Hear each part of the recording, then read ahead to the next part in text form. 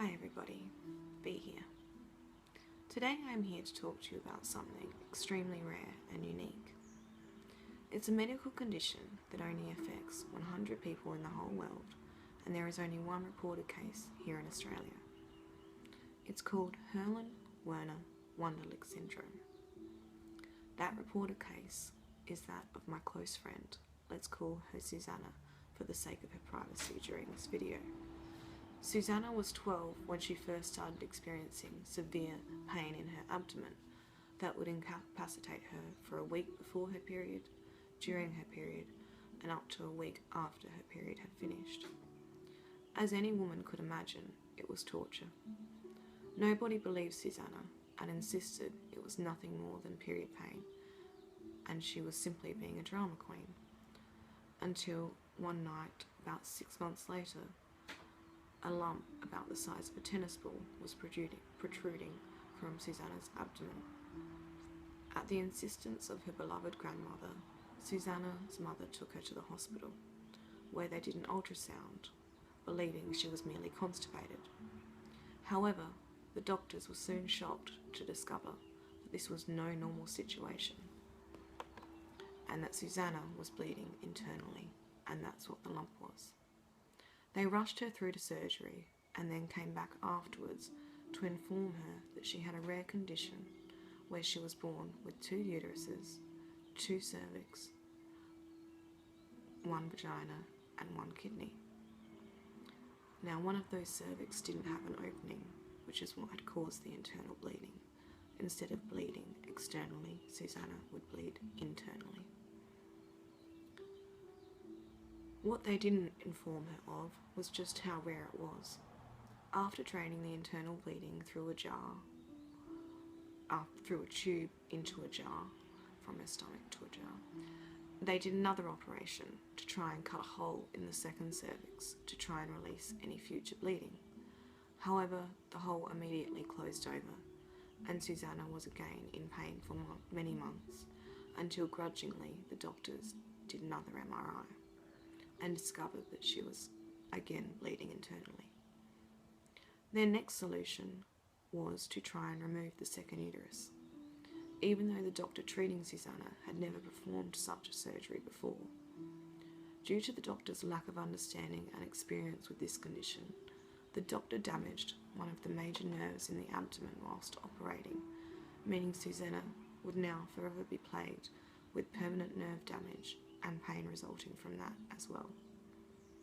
The surgery was not done properly from there onwards also, as the doctors left some of the uterine lining behind, which enabled the uterus, amazingly, to grow back partially to leave her with enough remaining tissue to continue to cause issues, and then in turn also cause severe endometriosis, which has now spread to the bowel and bladder.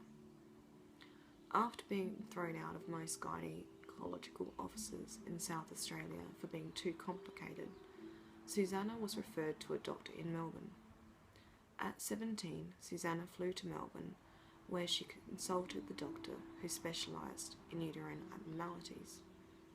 She immediately decided to operate on Susanna to remove the remaining second uterus.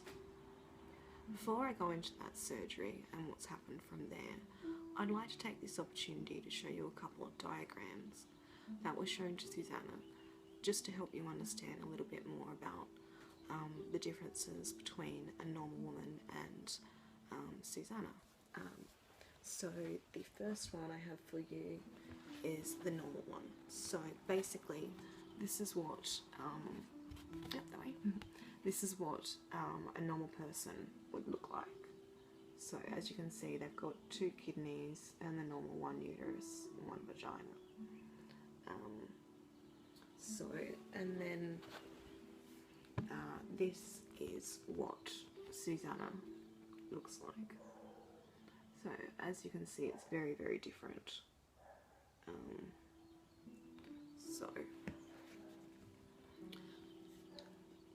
Anyway, back to the surgery. The surgery was successful. However, by this stage, like previously mentioned, Susanna has developed severe endometriosis and also adenomyosis, which is where the uterus bleeds internally into itself also. By the time she was 24, she had been told that she had to have a hysterectomy. So that was organised and done, but they left her ovaries behind so that Susanna would not have to go into menopause at the young age of 24. However, she still suffered pain on a daily basis that was much worse when she would ovulate. A few years later, one ovary was removed due to an ovarian torsion, which means the ovary twisted around itself, leaving only one loose ovary remaining, as her fallopian tubes had been removed when she was younger due to severe damage from the internal bleeding.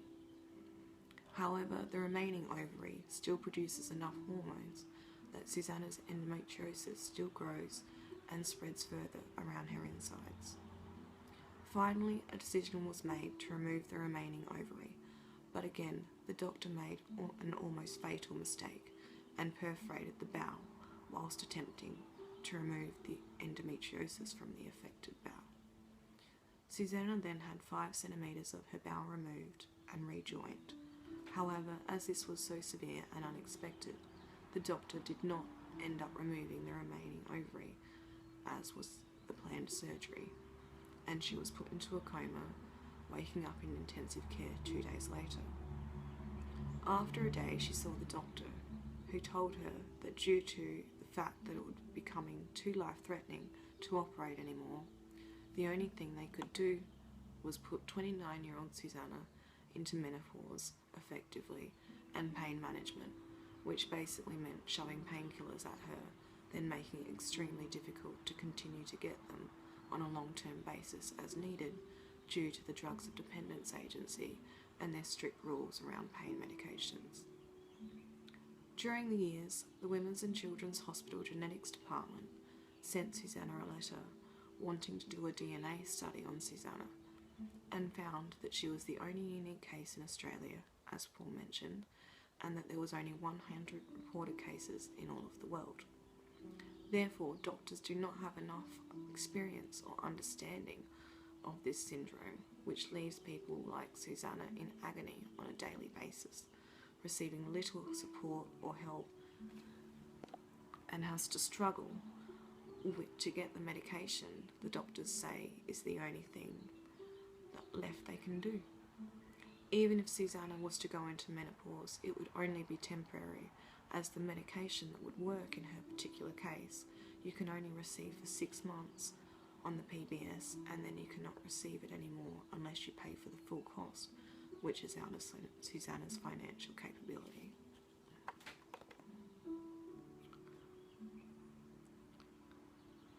Susanna was told she only has a matter of time before the endometriosis spreads to the point where it does become life-threatening.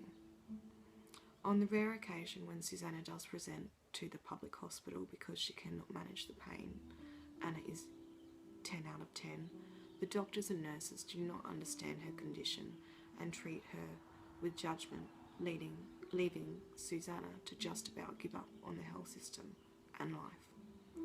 Too many mistakes have been made, and not only Susanna, now 32, but her family also have suffered horrendously because of the lack of knowledge and understanding of this rare disease. I hope this blog reaches as many people as possible. So with any luck, even if it is too late for poor Susanna, it may help another young girl from going through the neglect, malpractice, judgment and mistakes that have been made in Susanna's case. Fortunately, a few years ago, Susanna willingly agreed to release her medical records to doctors to present her case at a medical conference in Chicago, America. The more doctors around the world can learn from her case and hopefully have some future knowledge that can help diagnose and treat this rare syndrome before it leads to further complications like it did for Susanna, and hopefully save some other young girls' lives. On a positive note, I would like to thank Septic Rose for answering the movie question I left in my last video. Both answers were correct, so double points to you. It's nice to see another movie lover out there. Mwah. To all my other viewers, the next shout out and kiss could go to you if you can finish this next part of the famous movie quote. And again, if you can name both the movie title and finish the sentence, you will get double points. I'll still keep it relatively easy for now. Spider pig, spider pig. Good luck, and as always, until next time, love and peace to you all. Mwah. B. Bye guys.